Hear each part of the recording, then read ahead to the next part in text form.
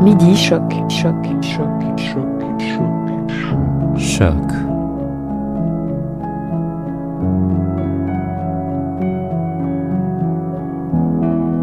avec Anne Lonto, Avec Anne Lonto. Bonjour chers auditeurs. Aujourd'hui nous accueillons Madame Cécile Bardon, docteure en psychologie communautaire du département de psychologie de l'Université de Québec à Montréal. En 1774, le roman Les souffrances du jeune Werther de Van Gogh fut publié à Leipzig et dans les mois qui suivirent sa publication, une vague de suicides survint, s'étendant progressivement à toute l'Europe. Madame Cécile Bardon, vous êtes chercheuse au Centre de recherche et d'intervention sur le suicide et l'euthanasie et professeure associée au département de psychologie de l'Université de Québec à Montréal. Qu'est-ce que l'effet Werther et comment le nom de protagoniste romanesque est-il devenu le phénomène du suicide mimétique?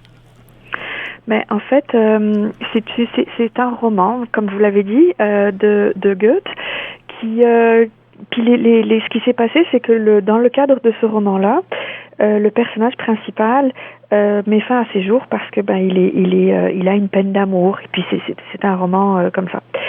Et en fait, ce qui s'est passé, c'est que ce qu'on a observé en termes de santé publique à l'époque déjà, c'est qu'il y avait plein de jeunes, à peu près, qui avaient le même âge, qui étaient souvent des garçons aussi, qui ressemblaient un petit peu à ce personnage-là, se sont suicidés de la même manière que le personnage du roman. Ce qui a fait que on a fait un lien très rapidement entre le comportement suicidaire de cette personne-là et du personnage du roman et des comportements suicidaires dans la vraie vie finalement de personnes qui lui ressemblaient. Et ça a créé évidemment une vague d'inquiétude dans la société européenne de l'époque. Et il y a même des pays, il me semble, où on a carrément interdit le roman, ou des villes dans lesquelles on a carrément interdit le roman, de façon à essayer de limiter cet effet de contagion finalement qu'on avait observé entre le personnage fictif et des vraies personnes dans la société de cette époque-là. Donc c'est comme ça que l'effet Werther est apparu sur la map un petit peu, si on peut dire, de notre compréhension du suicide dès le XVIIIe siècle. Et l'effet Werther est-il synonyme de la contagion suicidaire? Disons que oui, dans certains contextes, on considère ça comme un phénomène assez synonyme. La contagion semble dépasser les limites de l'effet Werther parce que c'était vraiment très lié à la manière dont c'était rapporté dans la littérature, disons, et dans la fiction. Par contre, la contagion, ça se fait aussi avec des phénomènes qui sont liés à des suicides de vraies personnes ou dans des communautés aussi, où on a ce qu'on appelle des vagues de suicides qui peuvent se produire et qui dépassent un petit peu ce qu'on comprend par l'effet Werther. Justement, prenons un exemple concret. Dans le mois ayant suivi la mort de Marilyn Monroe en 1962, une augmentation du taux de suicide de 12,5% aux États-Unis et de 40% pour la seule ville de Los Angeles avait été recensée. Dans une étude publiée le lundi 29 avril dans le Journal of the American Academy of Child and Adolescent Psychiatry, des chercheurs avaient démontré qu'en avril 2017, soit un mois après la sortie de la première saison de 13 Reasons Why, le taux de suicide chez les jeunes âgés de 10 à 17 ans aux États-Unis avait augmenté de 28,9%. Sont les mêmes théories en jeu dans ces deux événements? C'est des choses qui se ressemblent beaucoup en effet, même si d'un côté on a un événement fictif dans 13 Reasons Why et d'un autre côté on a un événement réel, le suicide de Marilyn Monroe. Oui, ce sont des choses qui se ressemblent beaucoup, qu'on observe malheureusement avec des personnages vrais, des personnages fictifs, oui. Donc il n'y a aucune différence entre la représentation d'un suicide fictionnel par une actrice et le suicide actuel d'un autre? Je dirais pas qu'il y a aucune différence parce qu'il y a une possibilité probablement d'identification qui se fait de façon plus importante avec une personne réelle qu'avec un personnage fictif. même si on sait qu'avec les adolescents, il y a des processus cognitifs d'identification qui sont beaucoup plus importants avec les ados, donc qui sont peut-être plus sensibles à l'identification avec un personnage fictif que par exemple peut l'être un adulte avec un personnage fictif.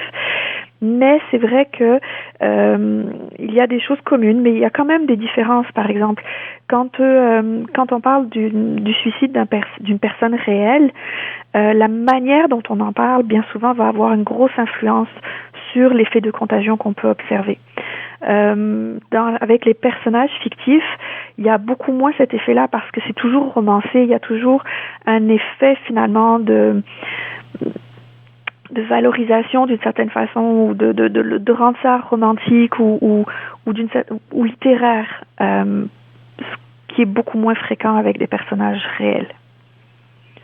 Et cette romantisation, est-ce que ça peut arriver aussi dans la presse, une romantisation d'un suicide? Oui, ça peut arriver dans la presse aussi.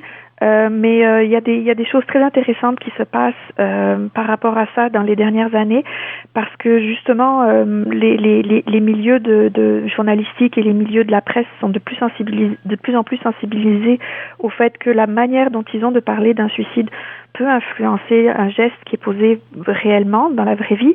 Donc du coup, la manière dont la presse rapporte des suicides est de moins en moins romanticisée justement, et de moins en moins susceptible d'avoir cet effet-là qu'on retrouve de façon beaucoup plus systématique, je trouve, avec les choses qui sont issues de la littérature ou bien de la création, que ce soit en série télé, en film ou en roman. Et comment est-ce que ça peut être romantisé? Par exemple, en faisant en sorte de montrer que la personne qui s'est suicidée, par exemple, avait une cause unique de se tuer. Elle s'est tuée parce que, puis généralement il vient une cause unique. C'est facile de s'identifier avec ce genre de cause unique. Elle s'est suicidée parce qu'elle avait une peine d'amour, par exemple. C'est toujours beaucoup plus compliqué que ça dans la vraie vie. C'est multifactoriel, le suicide. Donc, expliquer à quel point c'est multifactoriel, ça aide à enlever un petit peu de cet aspect-là de romantique qui a pu être attaché par la littérature ou par les œuvres de fiction autour du suicide. On peut romantiser ça aussi en ne parlant pas de la souffrance de la personne. Une personne qui va se suicider, c'est une personne qui souffre énormément puis qui ne voit pas de solution à son problème. Donc si on est capable, si on montre ça comme quelque chose, c'est arrivé comme ça parce que cette personne-là vivait cet événement-là. Il y a comme une espèce d'abstraction, puis on ne tient pas compte finalement de la complexité de la chose et de la souffrance qui vient avec le fait de se sentir suicidaire. Ça, c'est une façon de romanticiser aussi les choses. Des fois aussi, on peut romanticiser un suicide en montrant aussi à quel point la personne, une fois qu'elle est décédée, elle obtient de l'attention. Où tout le monde dit « Oh mon Dieu, elle nous manque, pourquoi elle a fait ça ?» Et il y a toute une attention qui peut se mettre autour de la personne qui s'est suicidée, qui fait penser à quelqu'un qui est complètement isolé qu'une bonne façon d'obtenir cette attention-là, ça pourrait être de se suicider. Mais c'est pas vrai, parce qu'une fois qu'on est mort, on n'a plus d'attention. Puis ça aurait été bien d'en avoir avant de mourir de l'attention. Et d'avoir une bonne attention positive, constructive, qui permettait d'obtenir de l'aide dont on avait besoin. Donc c'est tous des phénomènes qui participent finalement à la construction d'une espèce de mythe, d'une espèce de suicide qui apporte des solutions, qui apporte de l'attention positive et qui n'est pas si souffrant que ça finalement, alors que dans la vraie vie c'est pas comme ça. Lorsque nous évoquons le concept de la contagion, me viennent à l'esprit ces pestes qui ont par le passé annihilé une grande partie de la population humaine. D'ailleurs, le mot contagion vient du latin classique contagio, composé à partir de la racine de tangere, signifiant toucher. Dans quelle mesure la contagion suicidaire est-elle similaire à la contagion en ce sens propre du terme? C'est un très bon, je trouve que c'est un très bon terme, et puis c'est la manière dont vous en parlez est intéressante aussi. Oui, la contagion, c'est quelque chose qui se fait par contact et par proximité. Donc, on l'observe dans, par exemple, des communautés isolées, dans lesquelles, par exemple, plusieurs personnes se suicident sur une période de temps limitée. Et où et c'est souvent avec des personnes plus jeunes, par exemple, qu'on observe ça, où une personne a fait un geste suicidaire, puis quelques jours après ou quelques semaines après, une autre personne qui la connaissait ou qui a été en contact avec ce geste-là d'une manière ou d'une autre en fait un aussi, etc., etc. Puis là, ça peut se répandre finalement dans une communauté. On le voit aussi avec des gens qui sont confrontés de manière intensive avec le geste suicidaire d'une célébrité, par exemple, où on en parle beaucoup, puis on en parle dans des termes qui sont trop simplistes parfois, où on ne parle pas nécessairement de la détresse de la personne. Et donc, on voit que cette proximité-là du geste et le fait d'en entendre beaucoup parler peut déclencher de l'imitation, finalement, de ce comportement-là par d'autres personnes dans la communauté, ou alors chez des gens qui étaient intéressés par la vie de cette personne-là. Donc oui, c'est vraiment un effet proximal, un effet de voir quelque chose et de se mettre à l'imiter, d'apprendre du geste qui a été fait pour le faire soi-même aussi. Donc il y a quelque chose de commun, je trouve, en effet, avec des contagions de maladies. D'une certaine façon, c'est vrai.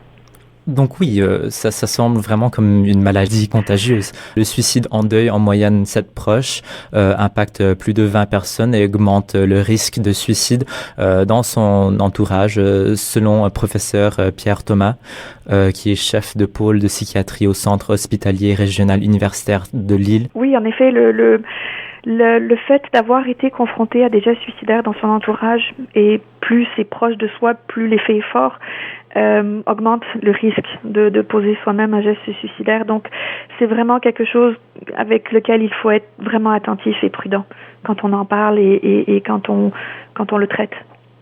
Tout à fait. Mais faut-il être à risque justement pour ressentir l'effet? C'est quelque chose qui est discuté.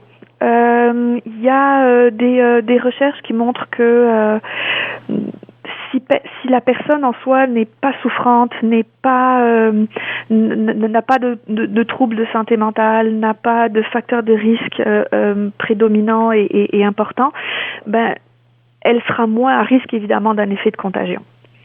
Mais il y a aussi des études qui te montrent que, au-delà de cette souffrance-là psychologique et de cette fragilité, de cette vulnérabilité préexistante, il y a des personnes qui semblent être plus vulnérables que d'autres, même sans être souffrantes, mais d'avoir des caractéristiques qui les rendent plus vulnérables à un phénomène de contagion.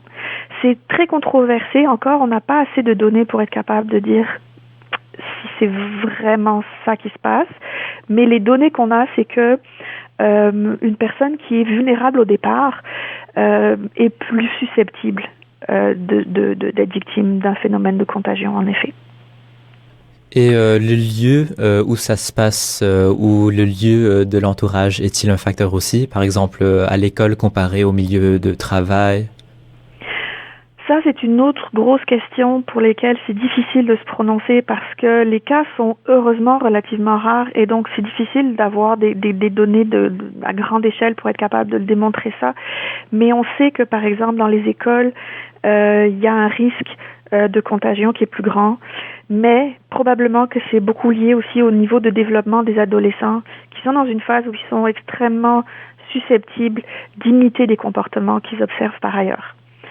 Celui-là plus qu'un autre, pas forcément, mais au moins ils imitent des comportements qu'ils voient autour d'eux. En milieu de travail, c'est beaucoup plus difficile parce que on sait qu'il y a des milieux de travail qui augmentent le risque, par exemple, chez les gens qui travaillent dans ce milieu-là. On sait par exemple que les premiers répondants, les policiers, etc. sont des groupes qui en soi sont plus à risque de poser un geste suicidaire. Alors, est-ce que c'est un effet de contagion dans le milieu ou est-ce que c'est un effet d'augmentation de risque du milieu dans lequel ils sont? C'est difficile de démêler les deux. Il y a des milieux petits, comme je vous disais tantôt, des communautés plus petites qui peuvent être plus fragiles à la contagion que d'autres. Alors, est-ce que c'est parce que c'est dans ces milieux-là, les gens partagent de nombreux facteurs de risque? Et ou alors est-ce qu'il y a un effet direct de contagion? Là aussi, ça peut être plus difficile de déterminer. Mais on sait qu'il y a des milieux qui peuvent être plus sensibles, en effet. Et donc, ce sont les adolescents qui sont les plus sensibles? Parmi les groupes les plus fragiles, on sait qu'il y a les adolescents. Certains groupes très fragilisés dans des communautés éloignées aussi sont fragilisés. Mais je pense pas qu'il faille négliger d'autres groupes en mettant trop l'accent sur les adolescents. Et je pense pas qu'il faille stigmatiser non plus les adolescents en disant « Oh mon Dieu, eux, ils vont être forcément à risque de contagion, donc il faut pas en parler, donc il faut les surprotéger. » Il faut faire attention à doser un petit peu notre message et de pas stigmatiser des groupes. Mais donc, pour les adolescents, pourquoi?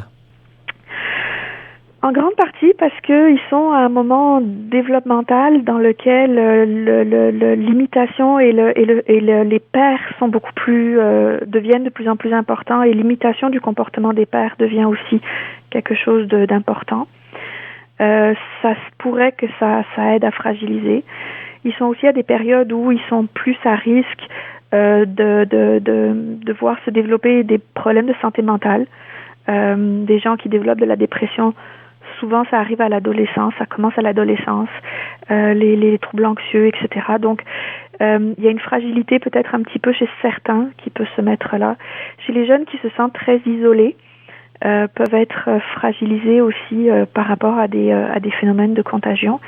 Et il y a aussi tous les enjeux en lien avec le cyberbullying, l'intimidation en ligne et des choses comme ça, ou même l'intimidation dans les écoles, qui peuvent fragiliser certains jeunes à ce processus-là d'imitation et de contagion.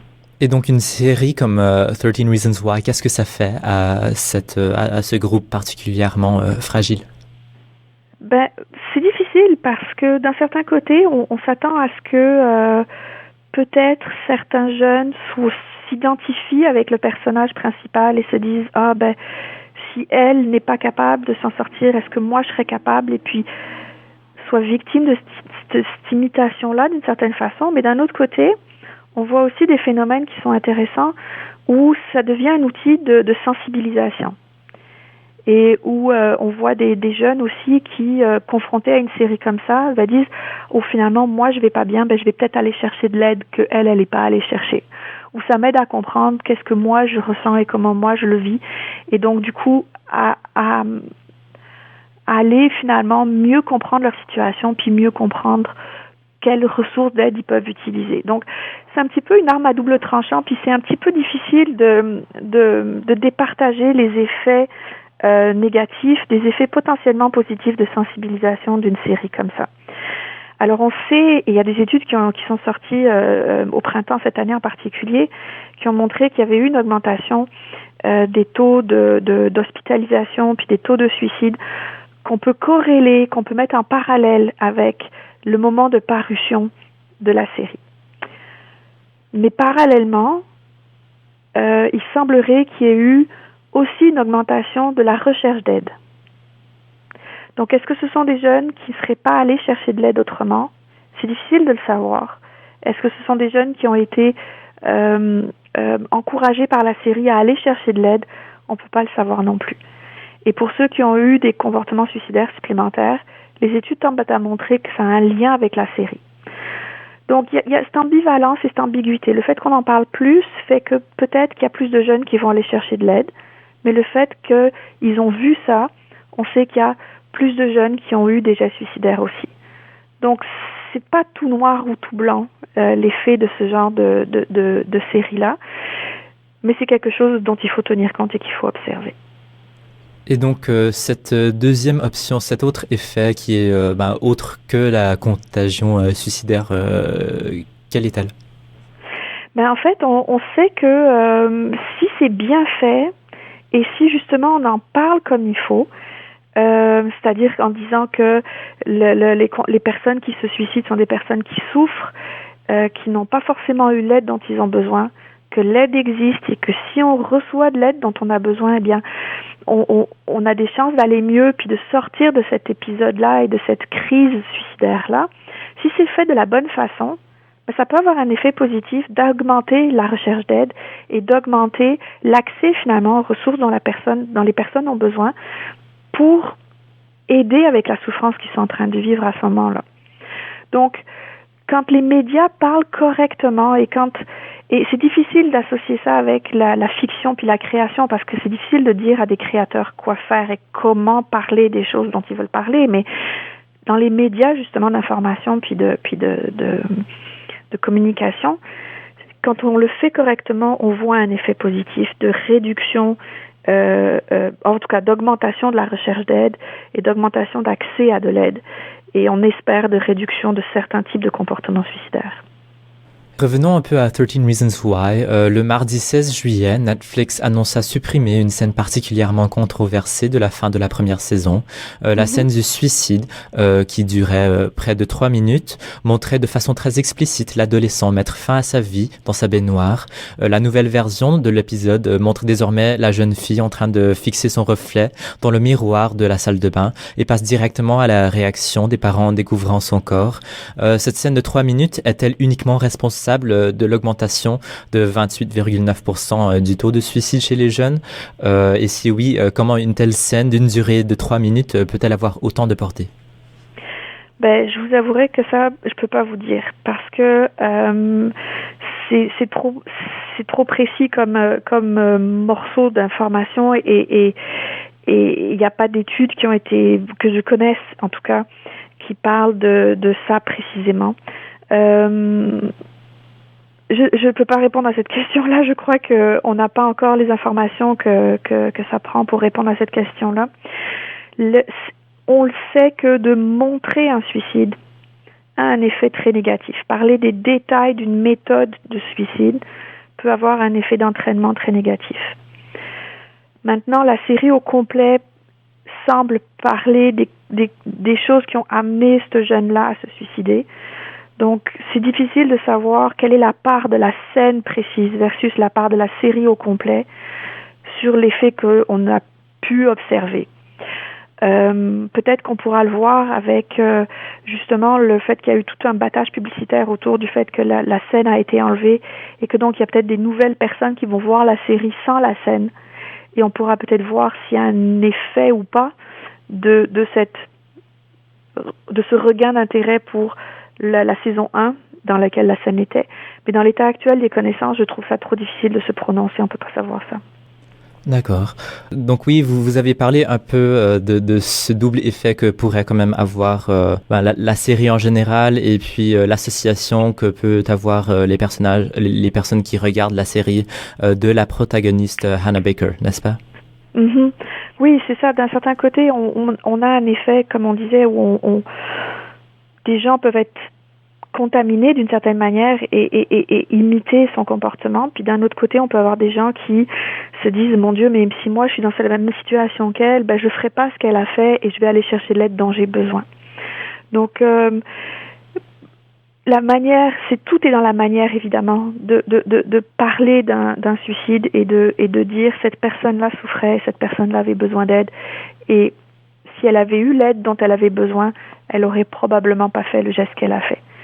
Et cette manière-là d'en parler, elle est vraiment cruciale pour aider justement à sensibiliser les spectateurs ou les gens qui consomment des nouvelles au fait que le suicide c'est pas unifactoriel, et que ça, si on a l'aide dont on a besoin, on a des bonnes chances de s'en sortir. Mais comme on est libre à interpréter le personnage comme on le veut, donc qu'est-ce qui ferait qu'une personne essaierait de chercher de l'aide, tandis qu'un autre, elle essaierait de copier un peu exactement ce qu'elle a vu dans la série? Ça, je vous avouerai que je peux... Là, encore une fois, malheureusement, j'ai pas de réponse pour vous. Je connais pas la littérature scientifique qui parle spécifiquement de ce sujet-là. Donc, je veux vraiment pas dire de niaiserie par rapport à ce thème-là en particulier, mais j'ai l'impression qu'il y a beaucoup de choses en lien avec la conception qu'on a de l'aide. Qu'est-ce que c'est, de se rendre compte à quel point finalement, ça se peut qu'on soit en détresse à un moment donné, mais il existe d'autres solutions que le suicide à sa détresse. Et ça, c'est un enjeu vraiment, vraiment important quand une personne va pas très bien et se sent suicidaire, de dire il y a d'autres ressources possibles que le suicide et d'autres solutions possibles que le suicide pour m'aider à régler ce qui va pas. Mais aller plus loin que ça, j'aurais beaucoup de difficultés parce que je connais pas assez ce type-là de littérature scientifique sur le sujet. L'effet Papageno, qu'est-ce que c'est? Ben, c'est un peu ce dont on parlait tantôt, de dire que la manière de parler de la bonne façon du suicide et des ressources d'aide qui existent peut avoir un effet de faire baisser les taux de suicide. C'est un peu moins bien démontré que l'effet Werther, parce que ça fait moins longtemps qu'on a pris conscience de ça, puis ça fait moins longtemps aussi que les médias sont sensibilisés au fait qu'ils peuvent avoir une influence positive aussi sur la prise en charge des idéations suicidaires et des comportements suicidaires. Mais c'est quelque chose qu'on observe avec le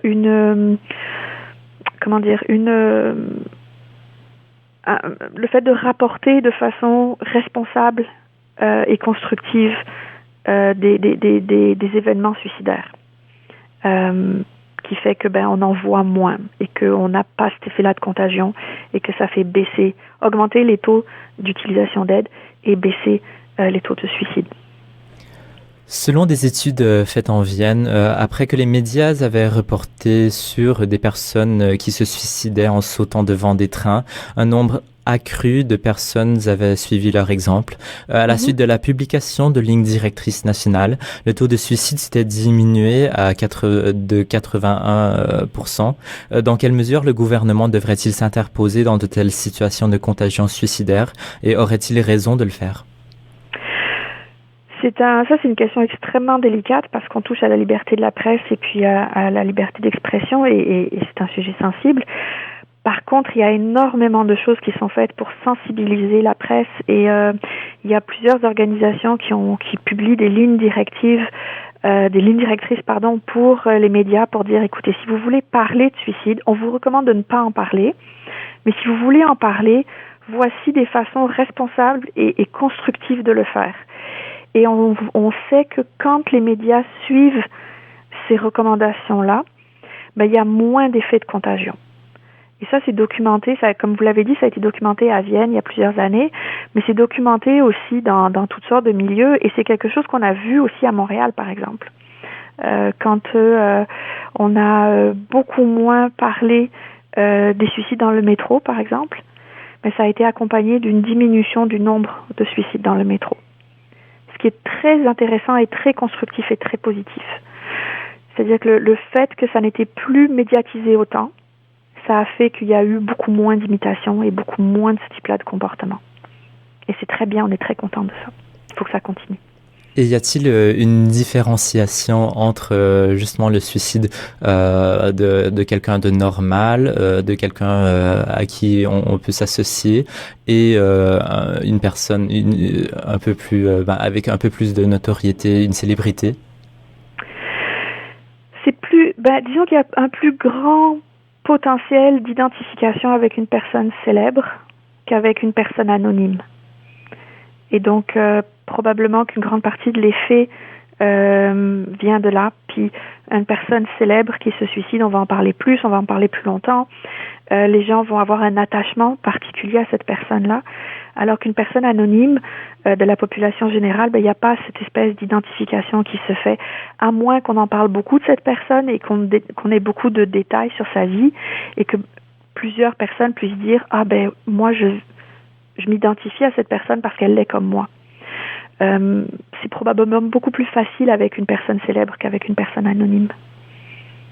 Mais donc, on peut aussi devenir célèbre par le suicide, n'est-ce pas? Je me souviens d'un cas précis ici au Canada où justement il y avait cette fille qui avait mis une vidéo en ligne où elle parlait justement qu'elle avait été victime d'intimidation et c'est pour cette raison-là qu'elle allait se tuer. Oui, malheureusement, il y a un phénomène comme ça. Par contre, je suis pas sûre du tout que son suicide à elle ait été accompagné d'un effet de contagion. Il faudrait vérifier, mais ça, j'en suis pas sûre, parce qu'il me semble bien que la manière dont les médias, en tout cas au Québec, je peux pas tellement parler pour le reste du Canada, mais on avait parlé, c'était très bien fait, et ils avaient beaucoup parlé de la souffrance qu'elle avait vécue, et on avait beaucoup parlé de l'intimidation comme un facteur qui précipitant dans son cas, et des conséquences très néfastes et très négatives de l'intimidation. Et il y avait eu beaucoup de campagnes justement de sensibilisation par rapport à ça, et de suivi auprès des jeunes, et ça avait été plutôt bien fait, et il me semble que ça n'avait pas été accompagné d'un phénomène de contagion. Il faudrait vérifier, mais il me semble.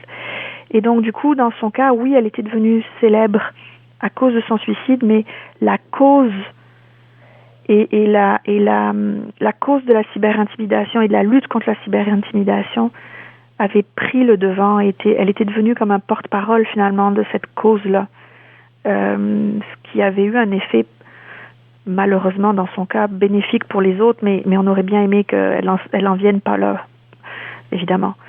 Et il y avait eu comme un effet de prise de conscience qui avait accompagné son geste, il me semble bien.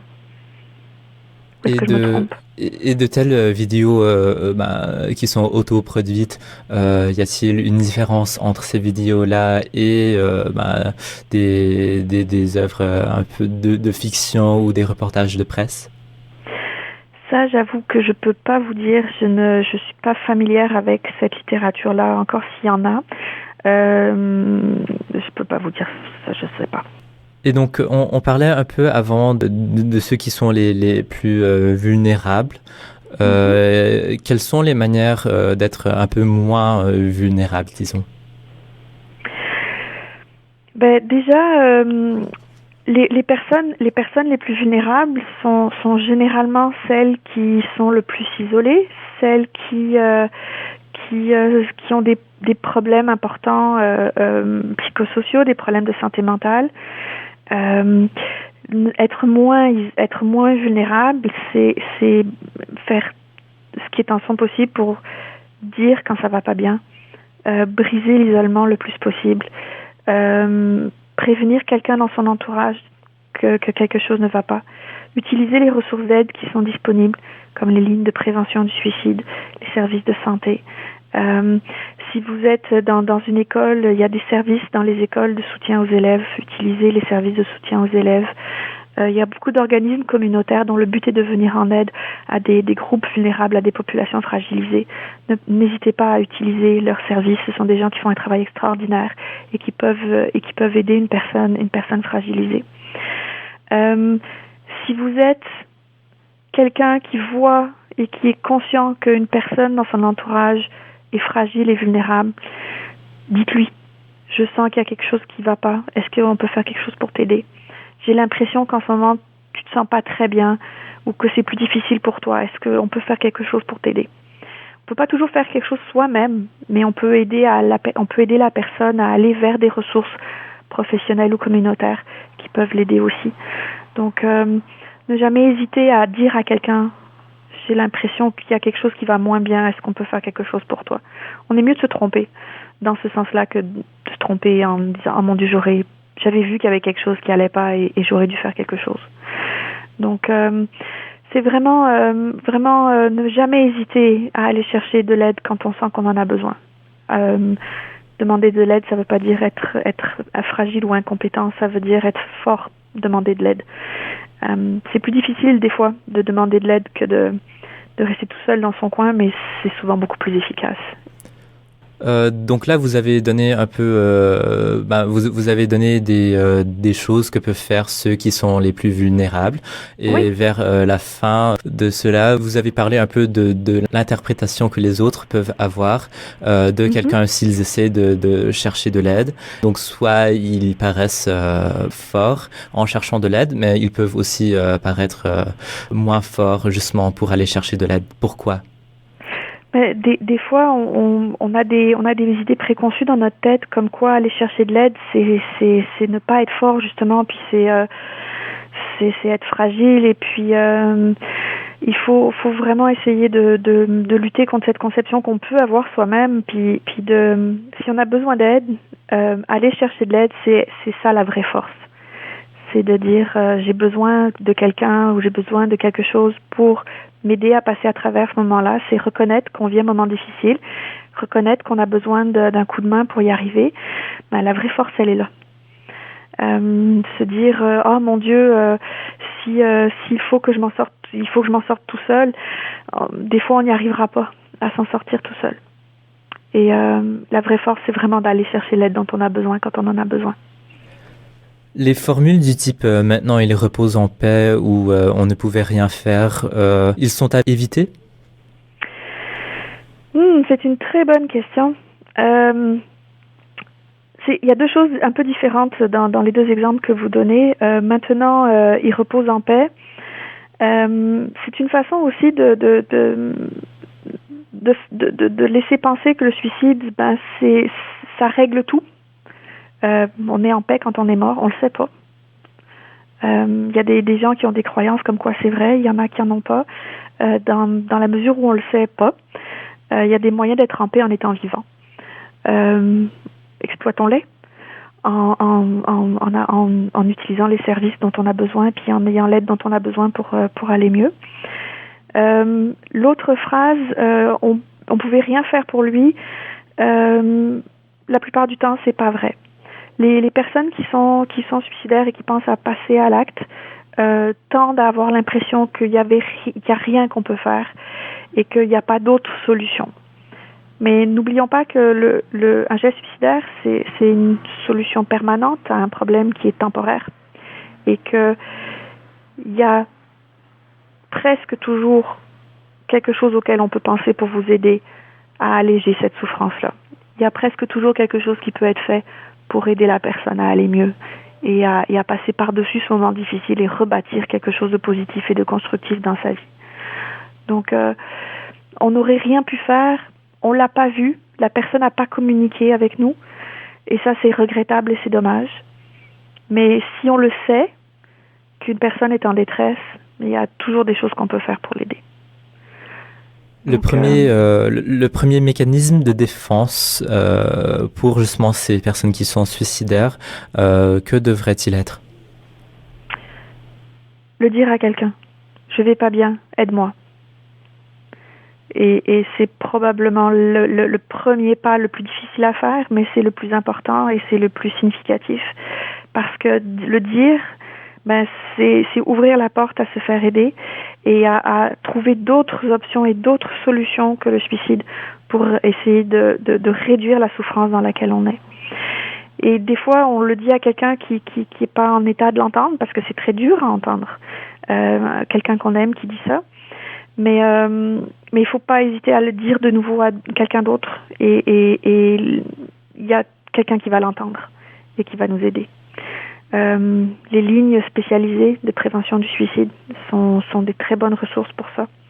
Les professionnels de la santé sont des très bonnes ressources pour ça. La première étape, c'est vraiment le dire. Je vais pas bien, aidez-moi.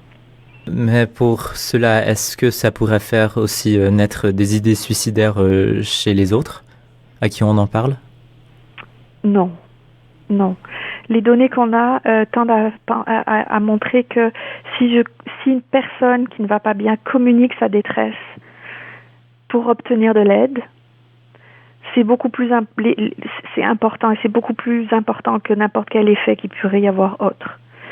Si quelqu'un ne communique pas sa détresse, n'obtient pas l'aide dont elle a besoin et ne va pas mieux, puis se suicide, là, ça peut avoir un effet négatif sur son environnement. Quelqu'un qui obtient de l'aide et quelqu'un qui va mieux, c'est positif, quoi qu'il arrive. D'accord. Et auparavant, vous avez aussi parlé un peu des médias et qu'il est recommandé qu'on n'en parle pas. Pourquoi devrait-on ne pas en parler? Il faut qu'on en parle le moins possible de cas individuels pour justement éviter cette notion de contagion et cet effet, l'effet Werther dont on parlait tantôt, et l'effet d'imitation et de projection de soi dans la personne qui s'est suicidée, pour ne pas donner non plus d'idées de moyens pour se suicider à des personnes qui sont en détresse et en difficulté.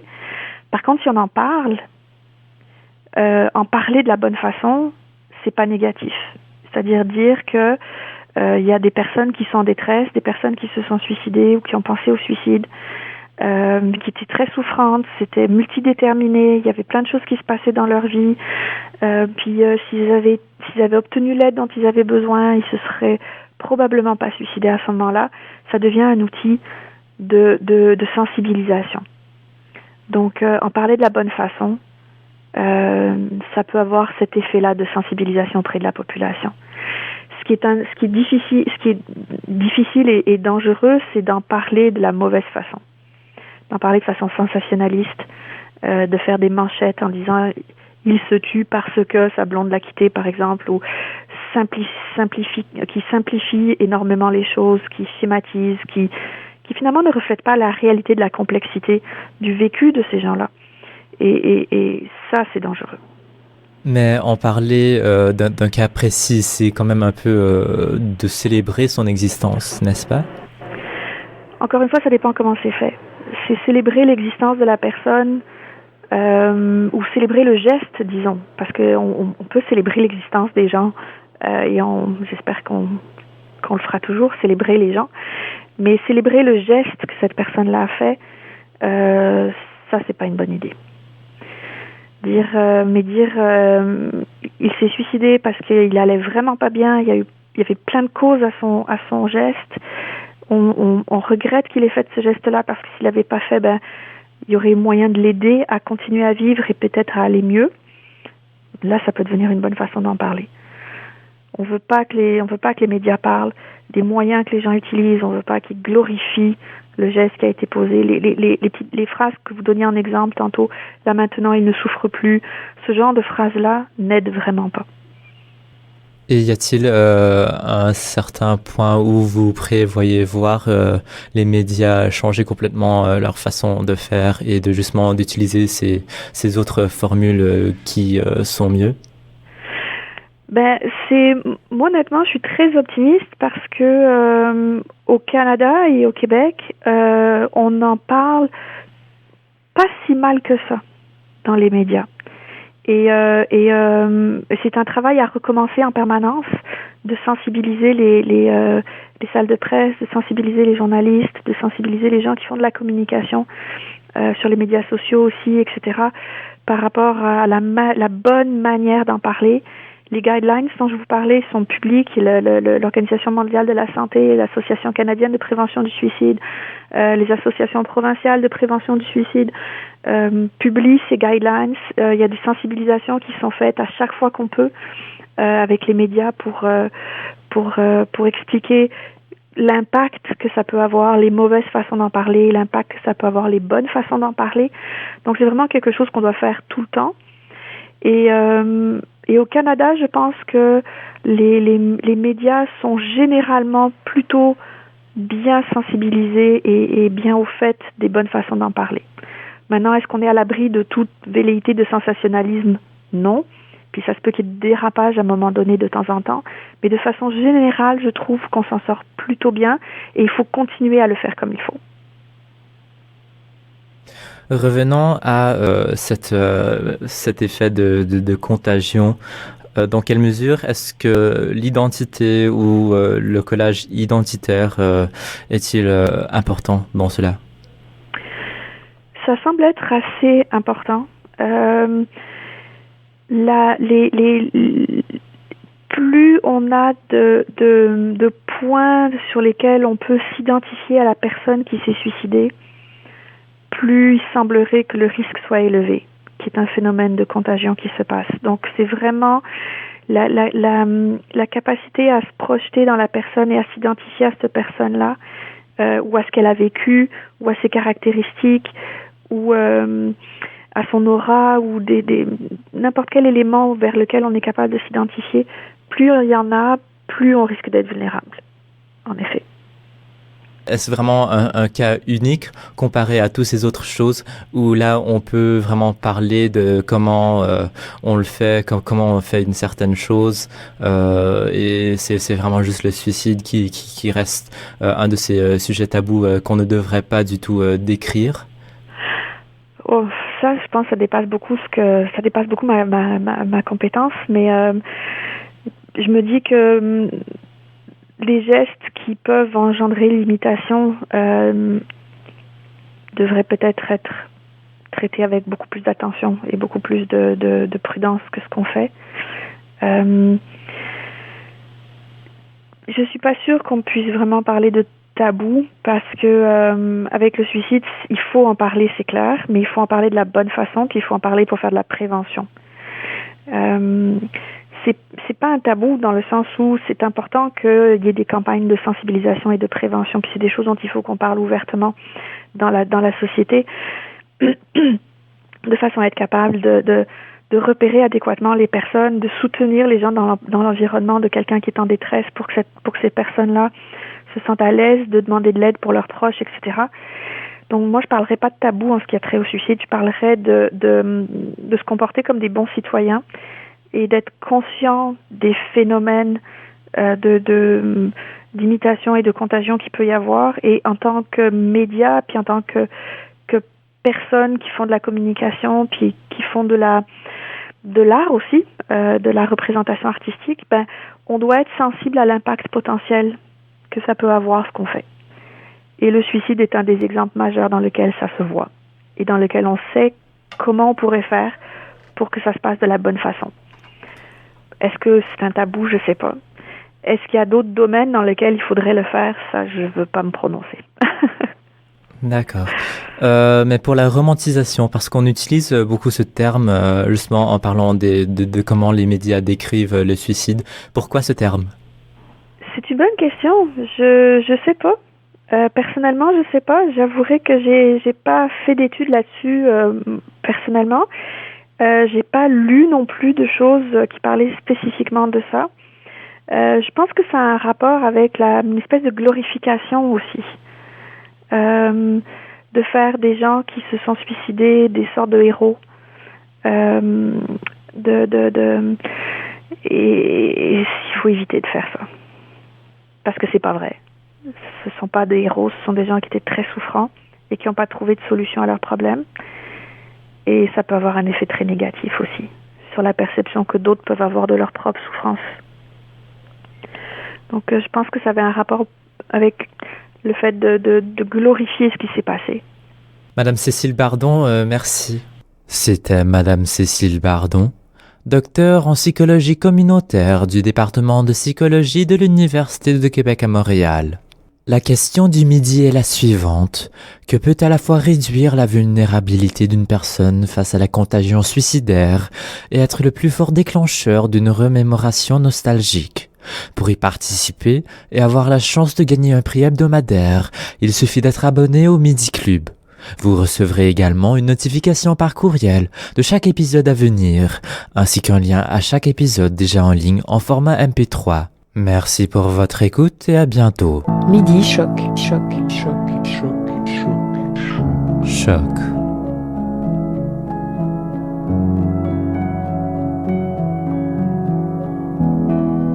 Avec Anne Lonto. Avec Anne Lonto.